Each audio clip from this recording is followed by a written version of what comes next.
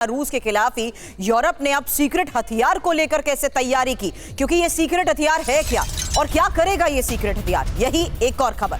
रूसी जैमिंग को तोड़ने के लिए यह हथियार डेवलप किया गया है।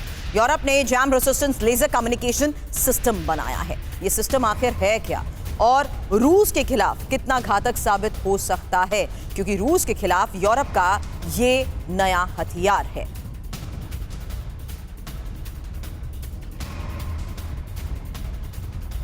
खबर पर डिटेल, जहां रूसी जैमिंग के खिलाफ यूरोप की ये बड़ी तैयारी और रूस के खिलाफ यूरोप ने सीक्रेट हथियार तैयार किया है। यूरोप ने jam resistance laser communication system बनाया है और लेजर बीम के जरिए रूसी जैमिंग के बाद भी यूरोप में कम्युनिकेशन होगा। हालांकि 3 महीने पहले ही यूरोपियन यूनियन के अध्यक्ष के विमान के सिग्नल्स भी जैम हुए थे और सिग्नल जैम की वजह से ही विमान को 1 घंटा चक्कर लगाना पड़ा था और इसी घटना के बाद यूरोप ने जैम रेसिस्टेंस लेजर सिस्टम विकसित किया है।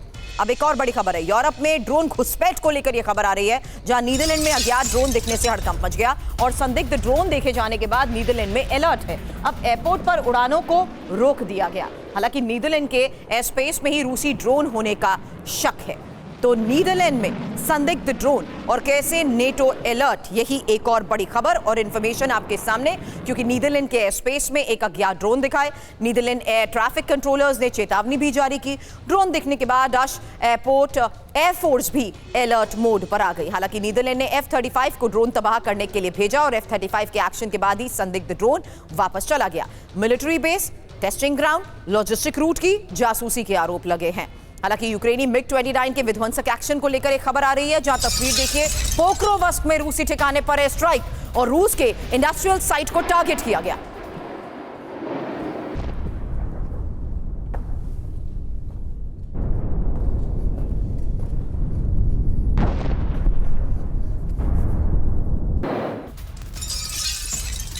और रूस में यूक्रेनी सेना के भी हमले जारी हैं। धमाके के बाद एक गोदाम में लगी आग की तस्वीर देखिए।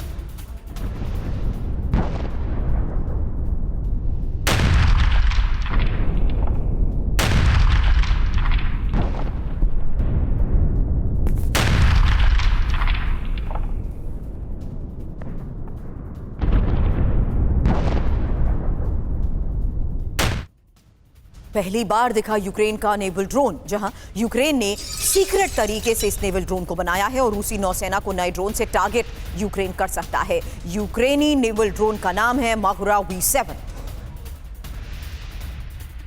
अब इसी मागुरा V7 नेवल ड्रोन की खासियत आपको बताते हैं, क्योंकि 24 फीट इसकी लंबाई बताई जा रही है, जबकि 72 किलोमीटर प्रति घंटा है इसकी स्पीड। हालांकि 1500 किलोमीटर की रेंज किन हथियारों से ये लैस है? 873 missile, turret mounted machine gun, anti tank guided missile. समंदर में इसकी तैनाती क्यों? क्योंकि निगरानी कर सकता है, गश्त करेगा और खोज और बचाव में भी काम, साथ ही माइन काउंटर मेजर्स के साथ साथ समुद्री सुरक्षा और हवाई टारगेट भी नष्ट करना इसकी ताकत है। कार्गो डिलीवरी और फायर फाइटिंग।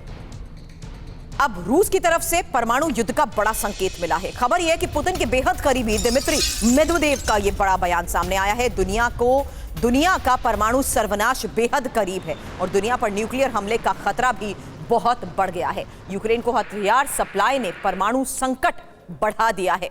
कोट अनकोट करिएगा इस बयान को, क्योंकि यूक्रेन को हथियार सप्लाई ने परमाणु संकट बढ़ा दिया है। मनीष, इस बयान का मतलब समझाइएगा, क्योंकि इस बयान के आधार पर तो कई टारगेट पर है। इस बारे में सवाल, उससे पहले इंफॉर्मेशन, क्योंकि दुनिया पर मंडराया परमाणु संकट, जहां मेदवेदेव के बयान के मायने समझिए। रूस ने न्यूक्लियर हमले की मंशा जाहिर की है और दुनिया को परमाणु युद्ध की चेतावनी दे दी है। ये मंशा जाहिर करना और चेतावनी किसके लिए है मनीष? क्योंकि पश्चिम से निपटने के लिए सिर्फ एटमी विकल्प की अब बात कही जा रही है। पुतिन की एटमी मजबूरी भी समझिए, क्योंकि नेटो की गोलबंदी से रूस में डर का भी माहौल है और चीन रूस को एटमी हमले के लिए उकसा रहा है। मनीष, देखिए, लगभग 4 साल इस युद्ध के हो रहे हैं और इस बीच में कई रेड लाइन क्रॉस हुई। लेकिन रूस ने यूक्रेन पर कभी परमाणु हथियार का इस्तेमाल नहीं किया, ना इसके बारे में गंभीरता से विचार किया गया। तो उसकी वजह यह थी क्योंकि रूस को भी इस बात का जनादेश नहीं है कि वो यूक्रेन के ऊपर में परमाणु हथियार का इस्तेमाल करें। लेकिन हम अपने दर्शकों तक लगातार एक बात ये कहते हैं कि अगर ये लड़ाई जब रूस और यूरोप के बीच में होगी तो उस वक्त जो रियायत यूक्रेन को मिली हुई है वो रियायत रूस यूरोप को नहीं देगा। यानी कि रूस को अगर जरूरत पड़ी तो वो यूरोप के खिलाफ परमाणु हथियारों का इस्तेमाल कर सकता है। और इसीलिए जो बात आपने कही ये बात सही है। देखिए, इस बात को पुतिन ने भी साफ कर दिया है और उसकी वजह भी है। आप परमाणु हथियार का वहां इस्तेमाल करते हैं जहां आपको लगता है या तो मामला टक्कर का है या फिर यहां पर हम युद्ध हार भी सकते हैं। तो रूस और नाटो की जब लड़ाई होगी तो वो लड़ाई नहीं होगी जो आपने देखा है, अब बल्कि इससे कई गुना ज्यादा विध्वंसक लड़ाई होगी। और आज के इस हालात में मिल रहे यही संकेत